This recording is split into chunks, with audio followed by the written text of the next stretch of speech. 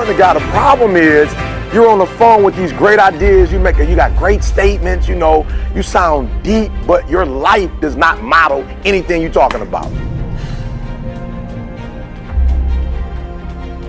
Okay, listen to me. I want you to get that, because maybe it was deep because you didn't respond the way I thought you was going to respond. Watch this. You don't get out of life what you want. You get out of life who you are. Everybody wants. You think the guy that's driving around in a tricked out Ford Fusion, you think that was his dream car? Like he went to Ford, like, let me get the tricked out Fusion. I've always wanted this, right? Right? That's not the car you wanted. You think the guy that's living in the low housing income area, that's where he wanted to live? No. When he passed the gated community, he wants to be there too. Right? But the guy who lives in the gated community, who drives the car he always wanted to drive, the difference between the two of them, that one of them says certain things, this is what I want, and the other one is what he says. He is what he says. He is the words that come out of his mouth and the lifestyle that he lives, the things that he do, they are congruent. Right? That's why some rappers, like, people are like, how in the world is this rapper, how's he doing what he's doing? Because he said that this is the lifestyle that he lived, right? You look at Jay-Z. Jay-Z said he did this, this, and this to get to this. And when people go back and look at his life, they're like, he did that. Now, there are other rappers, I won't say their names, but they got really released from the game because they claimed to live a certain lifestyle. They said they did this, and then when you did homework on them, you found out they were from the suburbs. This guy's like, I shoot, I kill, I was in jail, and then you do this homework, he was in prep school. It's like, whoa, what happened? Right? So listen to me, I'm gonna keep it 100. The reason why people like, Eric, your confidence, why do you have so much confidence? I have so much confidence because when I talk about what I'm going to talk about, I lived it. I lived it. What gives me the right? That's what I tell all my young speakers who want to speak. I say, this is the number one question you better ask yourself before you do what I do. What gives you the right to address that crowd?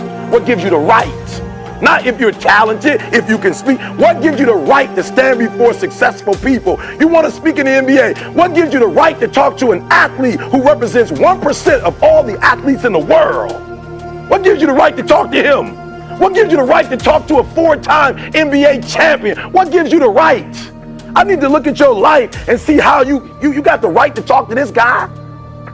There's a lot of opportunities in this place. What gives you the right to earn them? What gives you the right? And when you can answer that question, there's nothing you can't have. What gives me the right? I was homeless.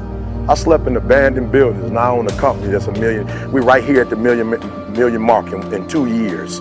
What gives me the right? I'm a high school dropout who got a GED, who took 12 years to get a 4-year degree, who got his master's degree. By the way, I'm a Spartan who's working on finishing up on his PhD. What gives me the right to tell you you can keep going? Because I kept going. That's what gives me the right. I ate out of garbage cans. I lived in abandoned buildings, and I'm doing what I'm doing. I'm an author. I'm an author. I have the right to tell you can do it, you can make it. Why? Because I did it. I'm not giving you something I read in the book. Like, I love it. Have you ever noticed those speakers, when they speak, like, you can tell they read Stephen Covey's 7 Habits for Highly Effective People. Right? And they're like, habit 1.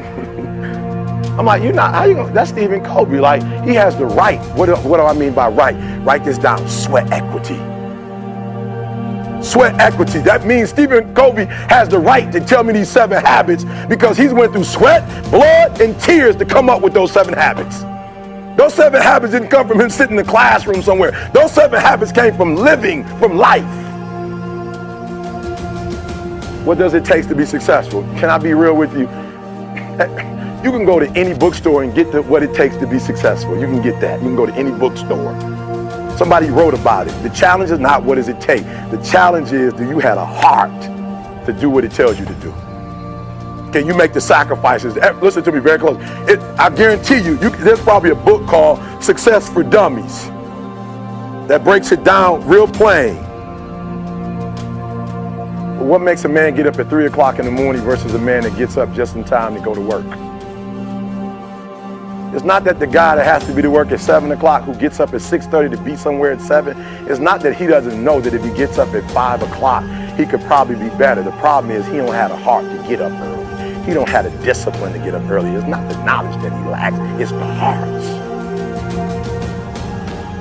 And you can't go buy that at Walmart. That's why I have an advantage. People say all the time, Eric, how did you do it? You were homeless. You were a high school dropout. You didn't have the advantage. You didn't have your real father in your life. How did you do it? This guy comes from a great community. How did you do it? I said, because I learned the secret to success. It doesn't matter where you come from. If you come from privilege, your mama can buy you a car. They can send you to the best college in the world, but she can't make you get up and go to class. Your daddy could own everything and be a billionaire, but the drive he had to get the billions, he can't take you to Walmart and buy the drive.